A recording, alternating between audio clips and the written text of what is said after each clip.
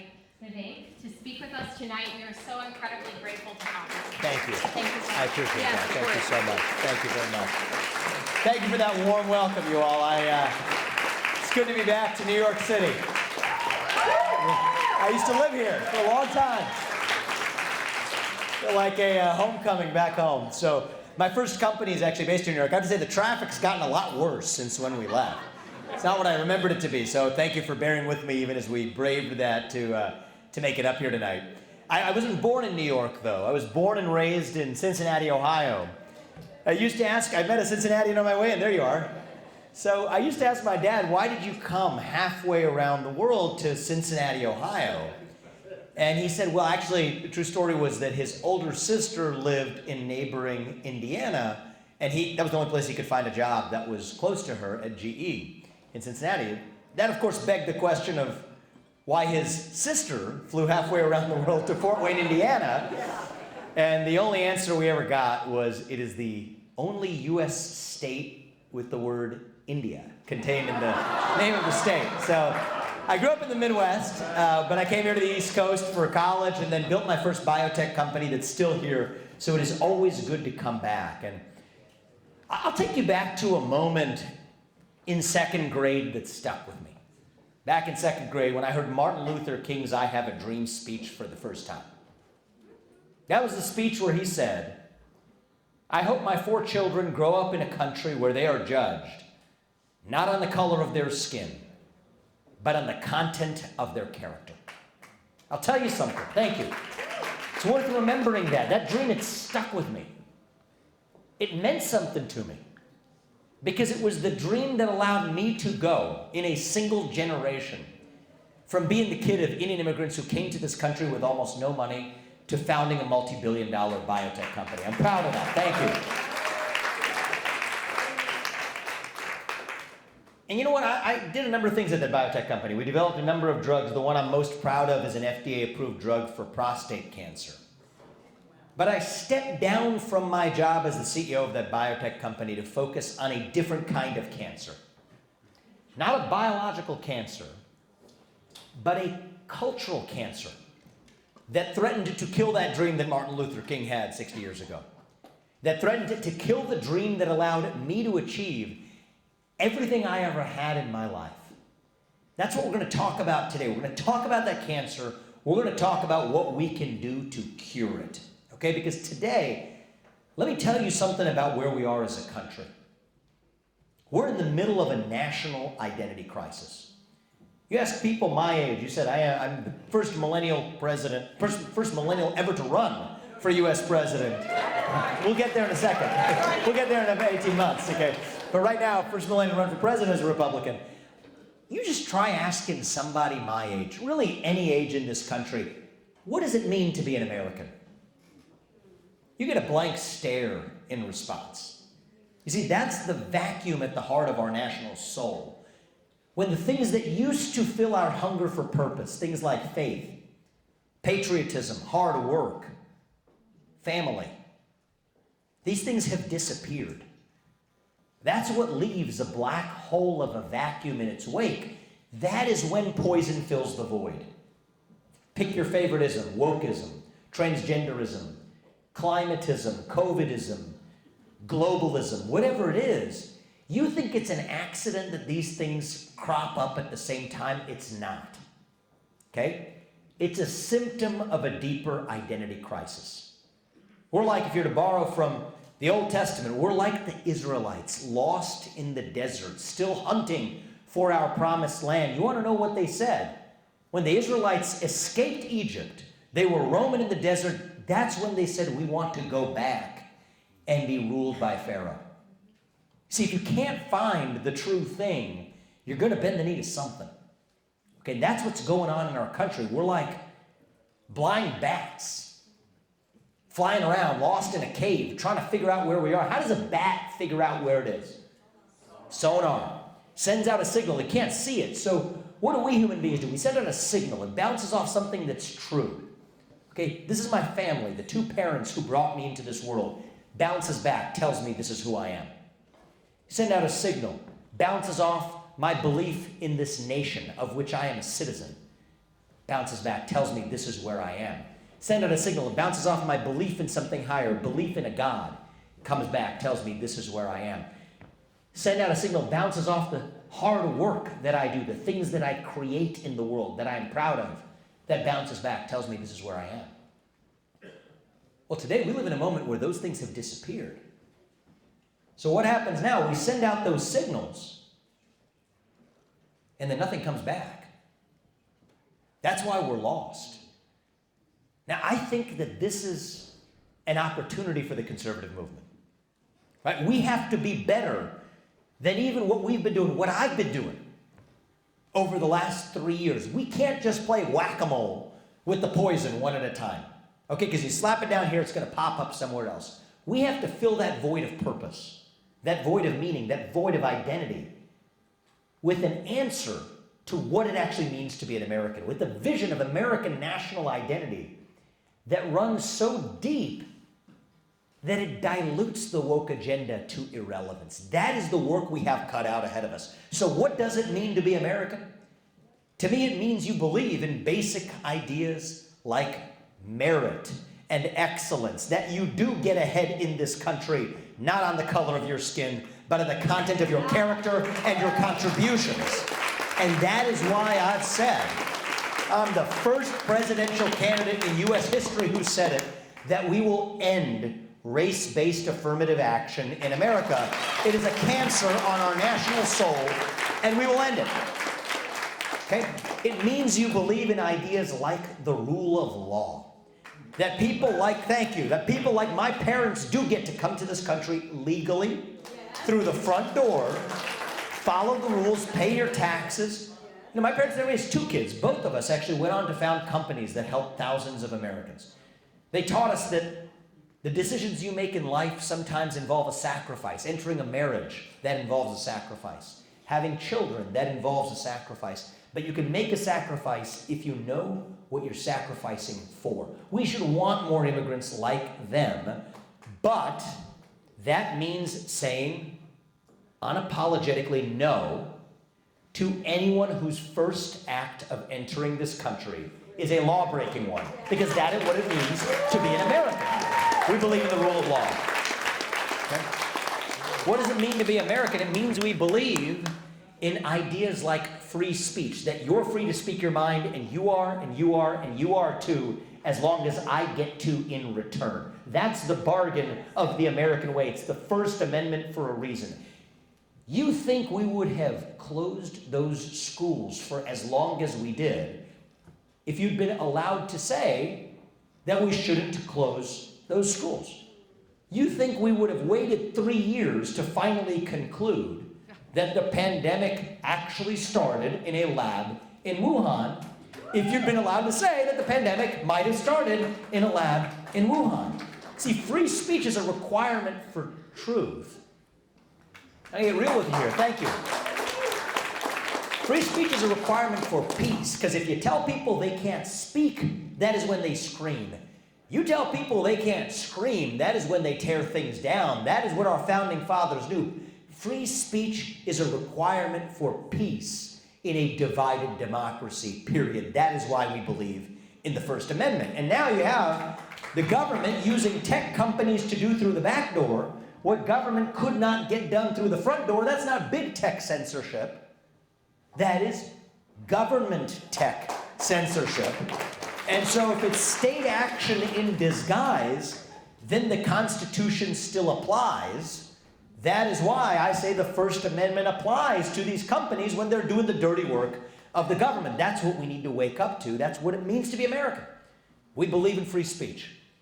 Means, I was saying in that interview, that the people who we elect to run the government ought to be the ones who actually run the government, not this managerial bureaucracy that runs the show today. And that's why I've said, as U.S. president, if I can't work for the federal government for more than 8 years and collect a paycheck at your expense, which I think is a good thing, then I don't think any of the people working for me in that bureaucracy should be working for the bureaucracy for more than 8 years either. Replace them with term limits for these civil service protections. Okay, these toxic government agencies, when they are so overwrought, you can't just reform them. You have to shut them down, starting with the Department of Education, which should have never existed in the first place. Okay? That's what it means to be American. And if we do these things, and only if we revive that national identity, then we can stand up to the actual threats we face on the global stage. Top of the list for me, declaring independence from communist China. This is our moment to get that done. We can do it. We can do the easy stuff. The easy stuff is unshackling ourselves from this climate cult that's like a wet blanket on the U.S. economy while leaving China untouched. That's the easy stuff. We can hold them accountable for unleashing hell on the world with a global pandemic using every financial lever we have available. But that's the easy stuff. I think we need to go the distance and be willing to do the hard stuff too. The hard stuff is, as U.S. President, I will say that we will not allow most U.S. businesses to expand into the Chinese market until the CCP reforms its behaviors dramatically. No theft, no mercantilism, no intellectual property theft. That's what it's going to take. And I'm going to be really honest with you. Very honest about that. That will involve some short-term sacrifice. Okay? It's not as bad as they make it out to be. I can tell you we have a clear vision of how we would do it. It's not as bad as they make it out to be, but it will require at least a willingness to make a short-term sacrifice. But it's like my parents taught me. You can make that sacrifice if you know what you are sacrificing for. And that is this thing we call America, okay? And by the way, here's the secret in geopolitics. It's not that different than in business. It's when you are most willing to make a sacrifice that you will not have to make one at all. China's in a weaker spot than we are. If we wake up to that and sit across the table from Xi Jinping and say, we're pulling out unless you do these things, then you know what? He has the weaker hand. We can actually force it, but that's going to take some fortitude. A little bit more Churchill, a little less Chamberlain. Think on the timescales of history rather than on election cycles or quarterly earnings reports. That's the kind of strength we're going to need in a leader that leads us out of this crisis, and we can do it if we rediscover who we really are. Okay, we have celebrated for the last 10, 20 years. I grew up into it. We have celebrated our diversity and our differences so much that we forgot all the ways we're really just the same as Americans, bound by a common set of ideals that set this country into motion 250 years ago. Look, I'm looking around the room. I'm happy to see we've got some different shades of melanin. I brought one of them, okay? We got a couple of different genders, 2 of them, to be precise. Actually, 2 genders. And that's good, we're diverse. That's great. So what? Our diversity is meaningless unless there is something greater that unites us across that diversity. Diversity is not our strength.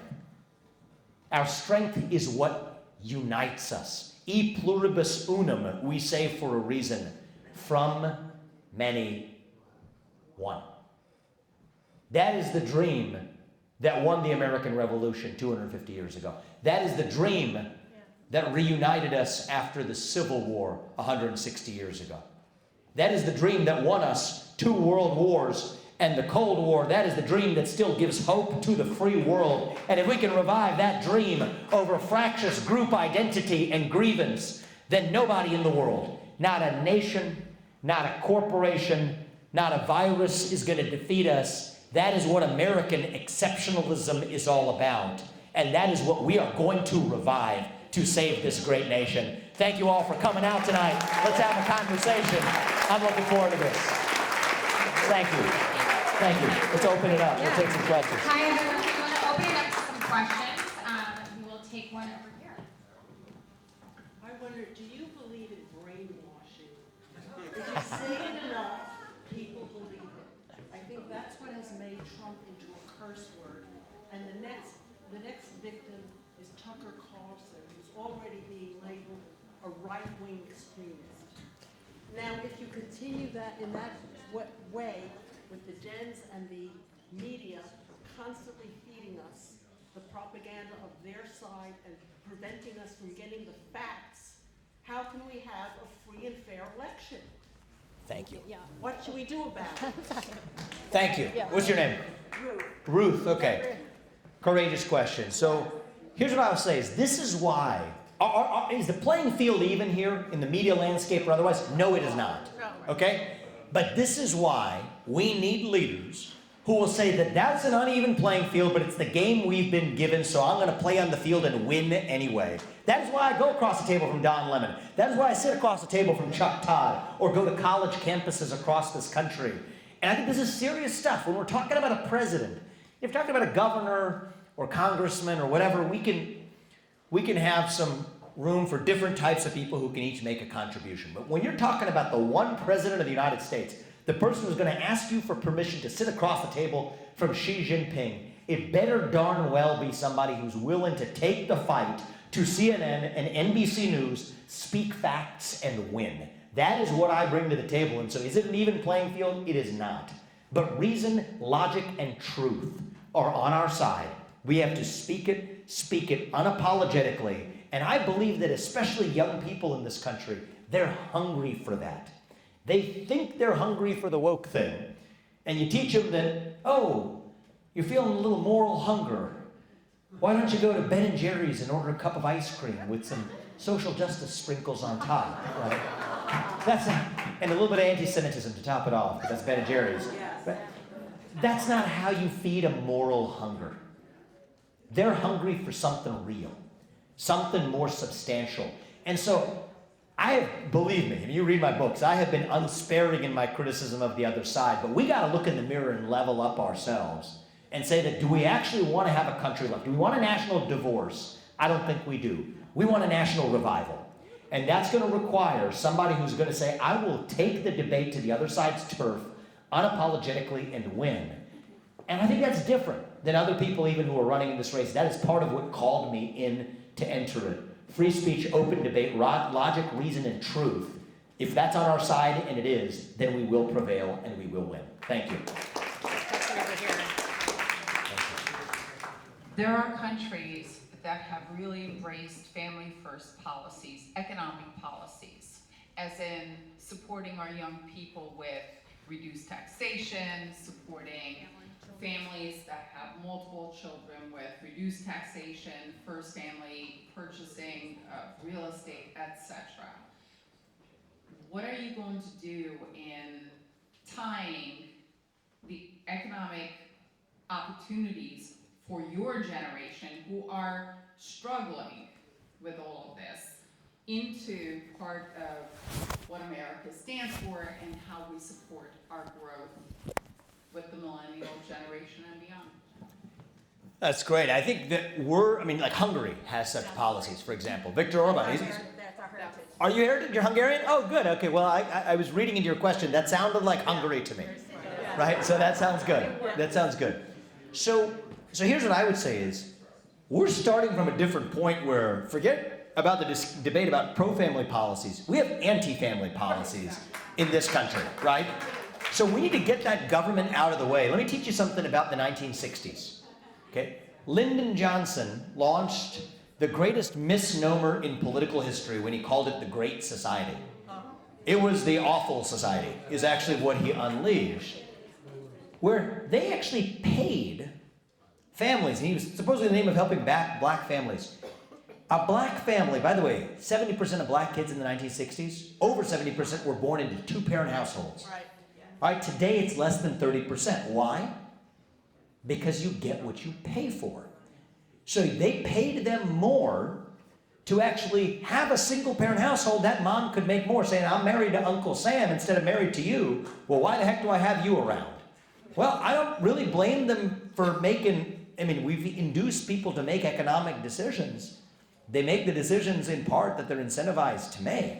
You get what you pay for. So I think the low-hanging fruit is get the government the heck out of the way with these anti-family policies, and then we restore the best-known governing institution to mankind. We conservatives, we do say, and I'm with you, I say that we don't trust the big government. When we say in God we trust, in the bottom of our coins, Let me translate that for you. It means in government we distrust. That's what it means. But the best known governing institution to mankind is not just that we're against big government. We're in favor of that best known form of governance, the two-parent, stable family household. It was true in ancient Greece as it is today. That's what we need to revive. Thank you. Take a few more questions.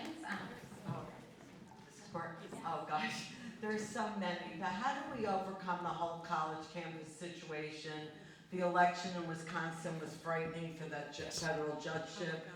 Biden's going to be giving TikTokers offices in the White House. How do we overcome all that? And also abortion. Sorry.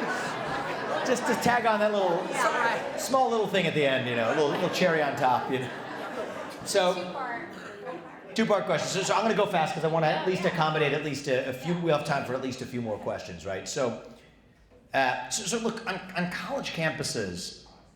Well, let me just address the last part because you kind of drew me into that with the cherry on top. Let me address that. So look, I don't think abortion has to be the divisive issue that we make it out to be. I'll tell you where I stand, and not everybody in this room has to agree. And we've just got to learn that we can disagree on some deep-seated things and still be a country at the end of it. So I'm pro-life. I'm unapologetically pro-life. That's where I am. I picked it up in high school. I went to Catholic high school. I was persuaded of that, okay? I'm also an unapologetic defender of the Constitution. The Constitution says that there's certain things the federal government's responsible for, and abortion wasn't one of them. And so Roe versus Wade was wrongly decided. I've said that for a long time. Roe has now been overturned. That's a good thing. And so if in the pro-life movement you believe that abortion is murder, murder is handled by the states. And so I think that this is the victory we've reached, is that we have now constitutionally set it right. This is an issue for the states. And by the way, even though I'm deeply pro-life at the state level, I think we can talk about this in a way that still brings people together. Here's what I say is, how about a culture where we talk more about adoption, more about even child care, pro-family policies, bringing maybe Social Security back up earlier where women might need it earlier in their life. And then here's one that I talk about sometimes is greater sexual responsibility for men. In an era of paternity tests, we can say that you really were the father, and so you should have more responsibility as a consequence. So thank you. And so to me, it's like we haven't walked the walk in the pro-life movement yet. We just say the words and then we make it divisive, and then the other side will say it's about women's rights versus men's rights. The way I look at it is we're all in this together, okay? So let's say there's a pregnant woman walking down the street. This is a real case. She was assaulted by a criminal on the street, and the unborn child died as a consequence. I don't know anybody who says that person should walk free and isn't liable for that death. Everyone shares that instinct in common. And so what I say is this doesn't have to be nearly as divisive as it's been made out to be. It's now an issue for the states. I'm running for U.S. president, not for governor. But if I were running for governor, I would tell you that I'm pro-life, but I would also tell you that we have to all be in this together. And I think that takes this from being a toxic, divisive issue back to something that allows us to peaceably coexist even if we disagree. That's where I'm at on it. Thank you for that question. I would take another one, but we have so many others. Let me just go. We're going to do one in the back. Thank you.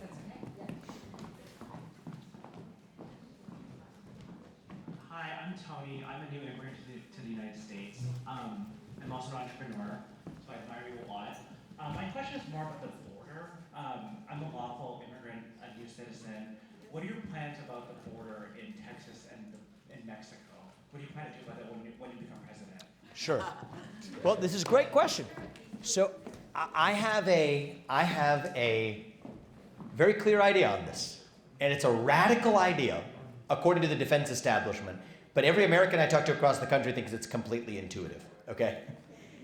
If we can use our military to secure somebody else's border halfway around the world, we will use the military to secure our own border. Period. That is how you solve the problem. You actually mean it, right? It's not just build the wall, use the military to secure it. I'll also tell you this, the fentanyl crisis that is responsible for 200 deaths per day in this country, 50 times the number of people who died on 9/11 dying each year due to Chinese manufactured fentanyl using Mexican drug cartels to cross the southern border. I refuse to be a passive bystander just watching that happen in the White House. Okay, I refuse to be that passive bystander. If necessary, we will use our military to annihilate the Mexican drug cartels. That is how you solve that problem. And I think Mexico will come along for the ride and finally find some religion and say we're going to be a sovereign nation again instead of a failed narco state. We're going to take a couple more questions. Before we do, I just wanted to ask everybody here for help with something, okay? One of the keys for our party is you get to decide who exactly you're going to vote for in our primary system next year, and that's good. But this is the year to define what do we stand for and why do we stand for it. Don't fall into the trap of yet obsessing over the question of the who. Answer what do we stand for, why do we stand for it. Answer the question of who next year. I personally think the person who leads the way in defining that agenda this year should be that person next year. But the thing that matters this year is the debates, okay? I want to be at the center of that debate stage, driving this conversation, bringing up ideas like that, which fall away from the GOP orthodoxy, okay, or historical Washington, D.C. consensus. If you came here tonight, okay, I'm going to ask you to do one thing, okay? This isn't about money, believe me. I put an 8-figure sum of our own family's money into this campaign. We've already gotten 20,000 small dollar donors. If everyone here gives tonight $1, that is what we want because that's the count they use to actually determine placement on the debate stage. So if you go to Vivek2024.com, all right? That's the only ask I'll make of you. Vivek 2024.com. And donate, I'll even say this, don't donate a big amount. Donate $1. And that is what I'll ask you guys to do. And if you get 5 more people to do it, I will not let you down on that debate stage. We will take the gloves off. Thank you all for that. Let's take a few more questions. Yep, we got a couple more questions. Yep. Okay.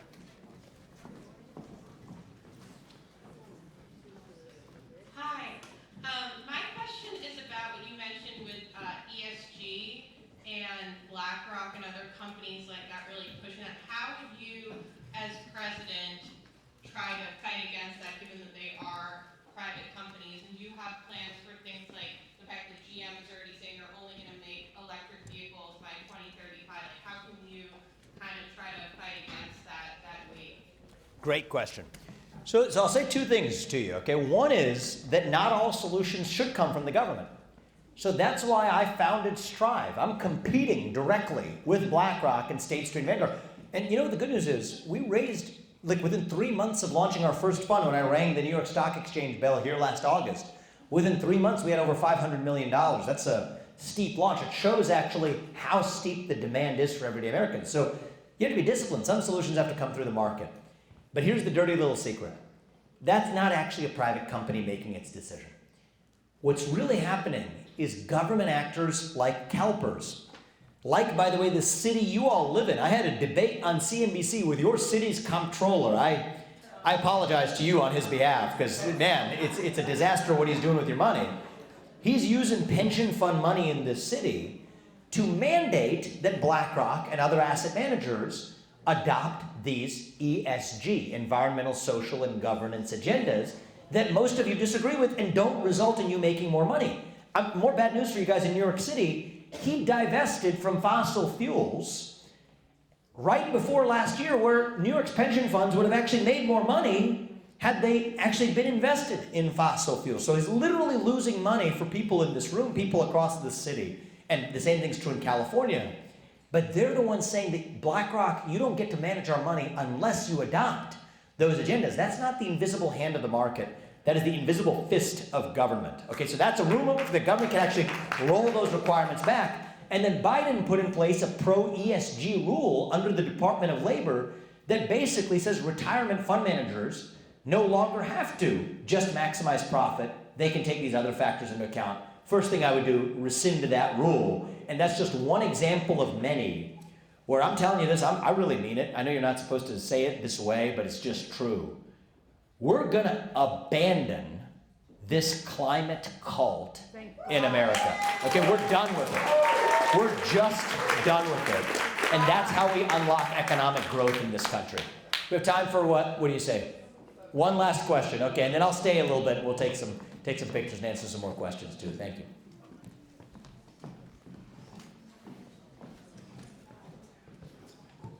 Vivek, upon becoming the 47th president, you become president.